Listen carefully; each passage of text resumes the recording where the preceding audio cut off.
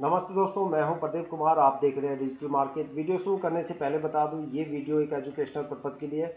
अगर आप stock market में कोई भी फाइनेंशियल इन्वेस्टमेंट करते हो तो अपने फाइनेंशियल एडवाइजर से सलाह जरूर लें या फिर अपनी सोच समझ के साथ ही स्टॉक मार्केट में इन्वेस्टमेंट करें। अगर आपको स्टॉक मार्केट में कोई भी फाइनेंशियल लॉस होता है तो उसके लिए ये वीडियो रिस्पॉन्सिबल नहीं रहेगी। तो चलो दोस्तों, वीडियो शुरू करते हैं। आज हम बात करने वाले अपोलो टायर्स लिमिटेड स्टॉक के बारे में। आज हम इस वीडियो में स्टॉक की डीपली फंडामेंटल एनालिसिस करने वाले हैं, साथ में स्टॉक का पूरा पोस्टमार्टम करने वाले। देखते हैं इसकी पोस्टमार्टम रिपोर्ट में क्या निकल के आने वाला है। आने वाले टाइम में आपको स्टॉक का क्या स्कोप मिलेगा और या फिर यहाँ पे एक जबरदस्त आपको गिरावट देखने को मिलेगी। सभी सवालों के जवाब आपके डीपली फंडामेंटल एनालिसिस की इस वीडियो में आपको देखने को मिलेंगे। ठीक है, वीडियो के अंत तक जरूर बने रहना। अगर स्टॉक का करंट शेयर प्राइस की बात करें तो यहाँ पे 526 रुपए 50 पैसे की एक जबरदस्त यहाँ पे करंट शेयर प्राइस चल रहा है। साथ में 24 रुपए 25 पैसे की यहाँ पे एक जबरदस्त गिरावट हुई है। देखा जाए तो 5% से ज्यादा की यहाँ पे गिरावट अब तक हो चुकी है। ठीक है, साथ में अगर स्टॉक की लास्ट ईयर की परफॉर्मेंस की बात करें तो ये स्टॉक 366 रुपए से चल के 584 रुपए 90 पैसे के आसपास गया था। देखा जाए तो यहाँ पे इन्वेस्टर्स को एक तरह से 70-80% का एक अच्छा खासा रिटर्न देखने को मिला। स्टॉक में 1.14% का एक अच्छा खासा कंपनी ने डिविडेंड यहाँ पे अनाउंस कर रखा है।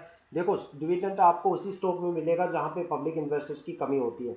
जिस कंपनी में पब्लिक इन्वेस्टर्स कूट कूट के भरे होते हैं वहां पे कभी भी आपको डिविडेंड देखने को नहीं मिलता। अगर स्टॉक के पी रेशियो की बात करें तो यहाँ पे जो पी रेशियो है वो 20.55 है। देखा जाए तो स्टॉक का जो मोमेंटम है वो एवरेज से आपको थोड़ा सा ज्यादा आपको देखने को मिलेगा। साथ में अगर स्टॉक की फाइनेंशियल कंडीशंस के बारे में बात करें कि भाई यहाँ पे जो कंपनी की ऑपरेशनल और सेल्स एक्टिविटी है वो क्या कुछ परफॉर्म कर रही है, कंपनी को कितने ज़्यादा प्रॉफिट में लेके चल रही है, तो उसके लिए हम कंपनी की फाइनेंशियल और क्वार्टरली फाइनेंशियल रिपोर्ट यहाँ पे चेक करने वाले हैं। अगर यहाँ पे रिवेन्यू की बात करें तो कंपनी का जो रिवेन्यू है 6033 करोड़ के आसपास है, जो कि लास्ट ईयर के कंपेरिजन में 1.45% से ज़्यादा की ग्रोथ के साथ खड़ा है। साथ में अगर कंपनी की नेट इनकम की बात करें तो 302 करोड़ है, जो कि लास्ट ईयर के कंपैरिजन में 23.91% की यहाँ पे गिरावट के साथ खड़ा है। साथ में अगर कंपनी के डिल्यूटेड डीपीएस की बात करें जो कि 4.76 है, जो कि लास्ट ईयर के कंपैरिजन में 23% से ज़्यादा की गिरावट के साथ है। साथ में अगर नेट प्रॉफिट मार्जिन की बात करें तो 4.77% है, जो कि लास्ट ईयर की परफॉर्मेंस के कंपैरिजन में 25% की गिरावट के साथ है। देखा जाए तो कंपनी का जो रिवेन्यू है वो काफ़ी ज़्यादा पॉजिटिव है। साथ में नेट इनकम है वो लास्ट ईयर के कंपैरिजन में हालांकि थोड़ी सी कम है, लेकिन फिर भी पॉजिटिव आपको देखने को मिल रही है। हालांकि देखा जाए तो डिल्यूटेड एपीएस के अंदर आपको नेट प्रॉफिट मार्जिन में थोड़ी सी गिरावट आपको देखने को मिली है। ठीक है, बाकी ओवरऑल अगर देखा जाए तो काफ़ी सही यहाँ पे क्वार्टरली रिजल्ट आपको देखने को मिलता है। अब बात करने वाले हैं मार्केट कैपिटल की। इस प्राइस रेंज के हिसाब से स्टॉक का जो मार्केट कैपिटल है काफ़ी ज़्यादा परफेक्ट है। ये जो स्टॉक है वो टायर की कैटेगरी से में बिलोंग करता है, टायर के सेक्टर से बिलोंग करता है। अगर मान लो ये स्टॉक इसी प्राइस रेंज के साथ किसी पावर सेक्टर से बिलोंग करता तो यहाँ पे आपको मार्केट कैपिटल कम से कम 1.5-2 लाख करोड़ के आसपास देखने को मिलती। और अगर ये किसी मेटल कंपनी से रिलेटेड कंपनी सेक्टर का से बिलोंग करता तो यहाँ पे जो मार्केट कैपिटल है आपको 40-50 हज़ार करोड़ के आसपास देखने को मिलती। और अगर यही स्टॉक किसी आईटी या फिर एजुकेशन सेक्टर से बिलोंग करता तो यहाँ पे आपको 2-3 हज़ार करोड़ के आसपास मार्केट कैपिटल देखने को मिलती। देखा जाए तो जो मार्केट कैपिटल है वो काफ़ी सही है। देखो, किसी स्टॉक की मार्केट कैपिटल अगर ज़्यादा हो जाती है तो वहाँ पे पब्लिक इन्वेस्टर्स की होल्डिंग बढ़ जाती है, लेकिन स्टॉक की परफॉर्मेंस गिर जाती है। और अगर किसी भी स्टॉक में मार्केट कैपिटल ज़्यादा गिर जाती है तो वहाँ पे आपको प्रमोटर्स की होल्डिंग बढ़ते हुए देखने को मिलेगी। साथ में स्टॉक में आपको ज़बरदस्त ग्रोथ भी आने वाले टाइम में देखने को मिलती है। साथ में बात करें कंपनी की आरओई की। आरओई का मतलब होता है रिटर्न ऑन इक्विटी। भाई, इक्विटी पे लॉन्ग टर्म में आपको कितना रिटर्न मिलेगा, तो यहाँ पे आपको एक अच्छी खासी एवरेज देखने को मिलती है। और अगर रिटर्न ऑन कैपिटल की बात करें कि आने वाले टाइम में आपको कितना डिविडेंड बोनस या फिर कैपिटल पे कितना रिटर्न मिलेगा, तो उसका रेशियो भी यहाँ पे 26.83 के आसपास है, जो काफ़ी ज़्यादा पॉजिटिव आपको देखने को मिलता है। अब बात करने वाले स्टॉक की जो बुक वैल्यू है वो 218 रुपये 85 पैसे है, जबकि शेयर प्राइस 525 के आसपास है। समझते हैं कि बुक वैल्यू क्या होती है। किसी भी शेयर के लाइफ टाइम सेल और जो बाय करने की जो एवरेज होती है उसको हम बुक वैल्यू बोलते हैं। देखा जाए तो किसी भी कंपनी का जो सबसे मजबूत रेसिस्टेंस होता है वो भी बुक वैल्यू ही होती है। कोई भी कंपनी अपने शेयर प्राइस को कभी भी बुक वैल्यू से नीचे नहीं गिरा सकती।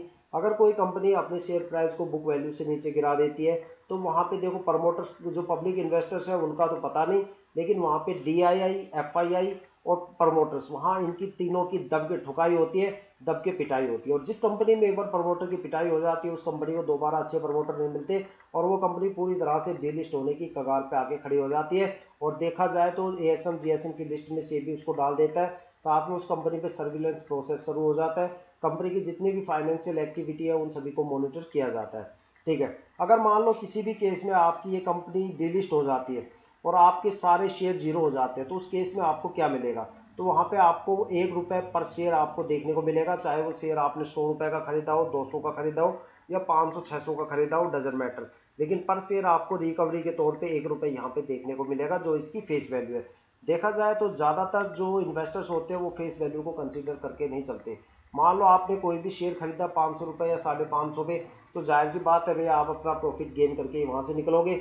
अगर इन केस ऑफ आपको न्यूज मिली मार्केट वाली है, तो या तो आप प्रॉफिट के साथ वहां से निकल लोगे या फिर एक छोटा मोटा लॉस लेके वहां से निकल लोगे, लेकिन फेस वैल्यू तक आने का इंतजार कोई भी नहीं करता।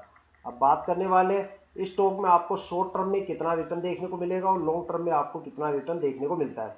बात करने वाले शॉर्ट टर्म के अलग अलग टाइम पीरियड पे कितना कितना रिटर्न आपको यहाँ पे देखने को मिलेगा।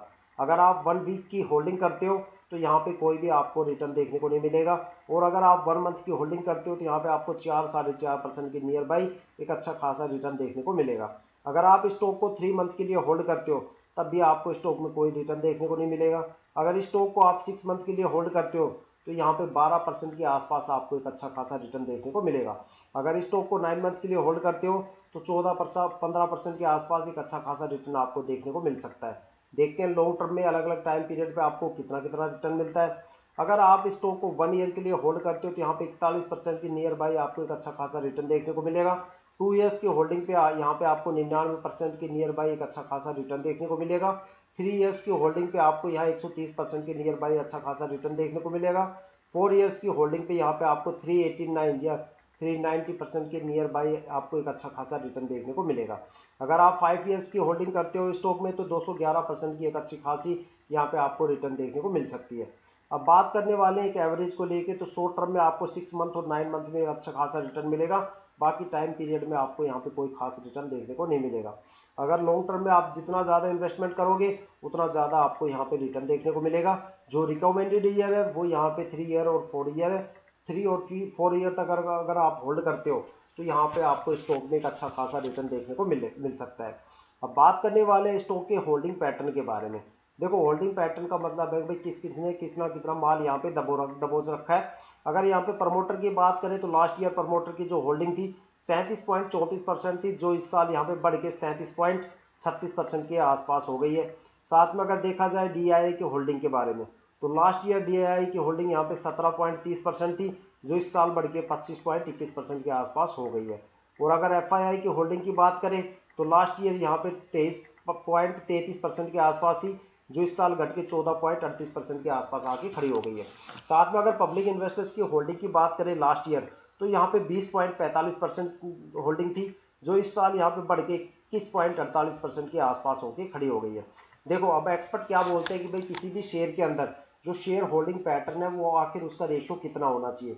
तो वहां पे प्रमोटर, डीआईआई और एफआईआई और गवर्नमेंट, इन सभी चारों की जो होल्डिंग मिला के कम से कम इसका जो रेशियो होना चाहिए वो 35% तो किसी भी स्टॉक में होना ही होना चाहिए। अगर इससे नीचे आपको अगर कोई भी होल्डिंग मिलती है इन चारों की, तो आपको स्टॉक में इन्वेस्टमेंट ही नहीं करना चाहिए। अगर आपने इन्वेस्टमेंट कर रखा है तो वहां से आप जल्दी से जल्दी बोरी बिस्तर बांध लें, क्योंकि वहां पे आपको नेगेटिव परफॉर्मेंस के अलावा कुछ नहीं मिलने वाला, साथ में वहां पे लॉस के अलावा आपको कुछ भी देखने को नहीं मिलेगा। अगर जिस स्टॉक में 35% से लेकर 50% तक की आपको अच्छी खासी होल्डिंग मिलती है इन चारों की, तो वहां पे आपको शॉर्ट टर्म में और लॉन्ग टर्म में एक अच्छा खासा रिटर्न देखने को मिलेगा। लेकिन अगर किसी भी स्टॉक में प्रमोटर, डीआईआई, एफआईआई और गवर्नमेंट की होल्डिंग अगर आपको 80% से ज्यादा देखने को मिलेगी, तो वहां पे क्या होगा पता है आपको?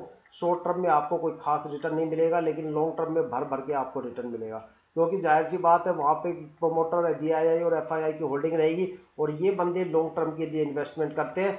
शॉर्ट टर्म में ये अपना माल नहीं निकालेंगे, तो जब तक ये माल नहीं निकालेंगे शॉर्ट टर्म में आपको कोई भी खास रिटर्न देखने को नहीं मिलेगा, लॉन्ग टर्म में आपको खास रिटर्न देखने को मिलेगा। तो दोस्तों, ये थी अब तक की सबसे बड़ी अपडेट अपोलो टायर स्टॉक को लेके और इसकी डीपली फंडामेंटल एनालिसिस को लेके। अगर आपको वीडियो अच्छी लगी हो तो लाइक शेयर जरूर कीजिएगा। साथ में अगर आप वीडियो पे नए हो तो चैनल को सब्सक्राइब जरूर कीजिएगा, ताकि जितने भी डीपली एनालिसिस करके हम आपके लिए वीडियो लेके आते हैं उसकी नोटिफिकेशन आप तक सबसे पहले पहुंचे, ताकि आप स्टॉक मार्केट के हर पहलू से अपडेट रहे, अपने आप को अपग्रेड करते रहे। इसी के साथ वीडियो समाप्त करते हैं। जय हिंद, जय भारत।